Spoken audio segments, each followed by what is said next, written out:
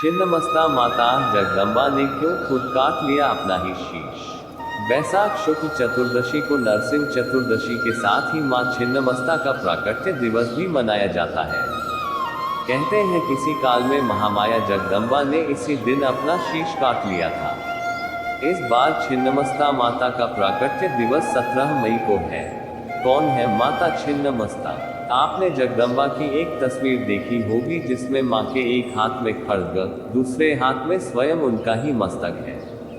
उनके कबंध मस्तकहीन धड़ से रक्त की 3 धाराएं फूट रही हैं। वे रक्तधाराएं 3 मुखों में प्रवेश कर रही हैं। माता के पैरों के नीचे एक स्त्री पुरुष भी दिख जाते हैं। वह स्वरूप है 10 महाविद्याओं में से 5वीं मां छिन्नमस्ता या छिन्नमस्तिका का। क्यों माता ऐसे उग्र स्वरूप में दिख रही हैं, आज आपको इससे परिचित कराता हूँ। इसके बड़े निहितार्थ हैं, इसे ध्यान से समझने की जरूरत है। माता के साधकों के लिए तो अत्यंत आवश्यक है इस बात को समझना। माता के इस स्वरूप की कथा से ज्यादा बड़ा है माता के इस स्वरूप का संदेश। यदि इस स्वरूप के तत्व को नहीं समझे तो कथा से बात पूरी होगी नहीं। जगदम्बा की महिमा अपरंपार है। ये सत्य है कि सब ब्रह्म का ही अंश है, लेकिन हम जिस जीव जगत में जीते हैं वह पूर्ण रूप से जगत माता महामाया की क्रीड़ा स्थली है। उसी माया से वशीभूत होकर हम जीवन के हर कार्यकलाप करते हैं। जठराग्नि यानी भूख की आग से लेकर कामाग्नि तक सब महामाया की माया ही है। इससे जीव पीड़ित होता है। किस अग्नि का हमारे जीवन चक्र में कितना स्थान होना चाहिए, इसका सार जगदम्बा के इस स्वरूप में दिखता है। दिखने में ये स्वरूप भयानक है, परंतु संतान और आश्रितों के पालन पोषण का जो महत्व माता ने इस स्वरूप में दिया है वह परम कल्याणकारी है। जगदम्बा के इस स्वरूप के पीछे की कथा बड़ी अद्भुत है। क्यों जगदम्बा हुई छिन्नमस्ता? एक बार शिवप्रिया मां पार्वती मंदाकिनी ने स्नान करने के लिए गई हुई थी। साथ में उनकी प्रिय सखियां जया और विजया भी थी। माता को भी भूख की अनुभूति हुई, इससे उनका स्वरूप काला पड़ गया। उनकी सखियों को भी बहुत भूख लगी। जगदम्बा की सखियां जया विजया कोई सामान्य नहीं है। शाक्त परंपराओं में इनका बहुत महात्म्य है। दोनों ने मां पार्वती को कई बार टोका और कहा कि भूख लगी है, परंतु उस समय महामाया प्रकृति में लीन थी। मंदाकिनी में स्नान के बहाने वह पूरे जगत पर करुणा बरसा रही थी। उन्होंने जया विजया की बात अनसुनी कर दी, लेकिन जया विजया ने जगदम्बा को टोकना नहीं बंद किया। हारकर जया विजया ने कहा, माता अपने शिशु की रक्षा के लिए उसके उदर की भूख मिटाने के लिए अपना रुधिर यानी रक्त पिला देती है। आप तो संसार की पालक हो, सबकी भूख शांत करती हैं, क्या हमारी भूख नहीं मिटेगी? आखिरकार जगदम्बा ने वही बात कह दी जिसे हम आप सामान्य तौर पर अपने ही मित्र साथियों से कह देते हैं। ज्यादा ही भूख लगी है तो मुझे ही काट कर खा जाओ। लेकिन यहाँ बात हम आप जैसे मर्त्यलोक के प्राणियों की नहीं थी। जया विजया जैसी प्रिय सखियों के ताने सुनकर पार्वती सचमुच क्रोधित हो उठी। जगदम्बा नदी से बाहर आकर आई, अपने खड्ग का आह्वान किया और अपना सिर काट लिया। उनके धड़ से रक्त की 3 धाराएं निकली, जिसमें से 2 धाराएं जया विजया के मुंह में गई। तीसरी धारा स्वयं जगदम्बा के मुख में आकर गिरी। तीनों ही वह रक्त पीने लगी। माता स्तनों से दूध पिलाती है, वह उसका रुधिर ही तो होता है। जगदम्बा ने स्वयं अपना ही रक्त पी लिया तो उनका स्वभाव और उग्र हो गया। पूरे देवमंडल में त्राही त्राही मच गई।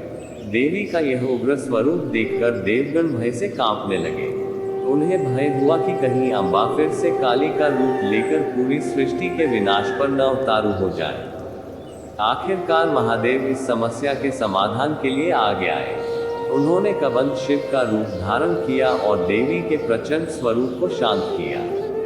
शिवजी के आग्रह को जगदम्बा टाल नहीं पाई और पार्वती के रूप में लौटी। जगत में स्त्री का रूप धारण करके महामाया हमेशा भावों के केंद्र में रहती है। माँ, पत्नी, बेटी, बहन के रूप में जैसे वो जीवन के हर क्षण में स्थित है, ठीक उसी तरह वो इस धरती पर हर तरफ अलग अलग स्वरूप में मौजूद होती है। माँ छिन्नमस्ता का स्वरूप उग्र है। ये देवी का वह स्वरूप है जब वह पूरी सृष्टि से दुष्टों के विनाश करती जा रही थी। त्रिनेत्रधारी माता का कंठ सर्पमाला और मुंडमाल से शोभित है। खुले बाल, जिह्वा बाहर, आभूषणों से सजी मां नग्नावस्था में है। सभी दिशाएं ही उनका वस्त्र है। दाएं हाथ में खड्ग और बाएं हाथ में अपना कटा मस्तक है। कटे हुए धड़ से रक्त की 3 धाराएं फूटती हैं। दोनों ओर उनकी सखियां जया और विजया खड़ी हैं, जिन्हें वह रक्तपान करा रही हैं। स्वयं भी रक्तपान कर रही हैं। छिन्नमस्ता के चरणों में क्यों दिखते हैं स्त्री पुरुष? पैरों के नीच कमल पुष्प पर एक स्त्री पुरुष युगल ही दिख जाते हैं। ये प्रतीक है कि माता के लिए अपनी संतान की रक्षा कितनी महत्वपूर्ण है। वह अपना मस्तक काट सकती है, उसे अपना रक्त पिला सकती है। पैरों के नीचे स्त्री पुरुष युगल प्रतीक है कि कामेच्छा का बलपूर्वक दमन भी करना चाहिए। इस भयानक स्वरूप में अत्यधिक कामनाओं, मनोरथों से आत्मनियंत्रण के सिद्धांतों का प्रतिनिधित्व करती है। देवी छिन्नमस्ता का घनिष्ठ संबंध कुंडलिनी नामक प्राकृतिक ऊर्जा या मानव शरीर के एक छिपी हुई प्राकृतिक शक्ति से है। कुंडलिनी शक्ति प्राप्त करने हेतु या जगाने हेतु योगिक अभ्यास, त्याग तथा आत्मनियंत्रण चाहिए। योगिक क्रिया में यह अत्यंत महत्वपूर्ण है। एक परिपूर्ण योगी बनने हेतु संतुलित जीवन यापन का सिद्धांत प्रतिपादित होता है। छिन्नमस्ता मंदिर झारखंड के रांची से करीब 80 किलोमीटर दूर रजरप्पा में स्थित है। ये भारत के सर्वाधिक प्राचीन मंदिरों में से एक है। असम के कामरूप स्थित मां कामाख्या मंदिर के बाद ये दूसरा सबसे बड़ा शक्तिपीठ है। समस्त सांसारिक प्राणियों के लिए छिन्नमस्तिका मार्ग भी श्रेयकर है। इसके मुताबिक सृष्टि में रहते हुए मोहमाया के बीच भी अलिप्त रहकर पूर्ण आनंद या वंचना की स्थिति में भी स्थितिप्रज्ञ रहकर मानव मुक्त हो सकता है। देवी स्वयं ही तीनों गुणों सात्विक, राजसिक तथा तामसिक का प्रतिनिधित्व करती है। ब्रह्मांड के परिवर्तन चक्र का प्रतिनिधित्व करती है, जो कहता है कि सृजन तथा विनाश संतुलित होना चाहिए। शीश काटना विनाश का प्रतीक है तो रक्त पिलाकर भूख शांत करना सृजन का।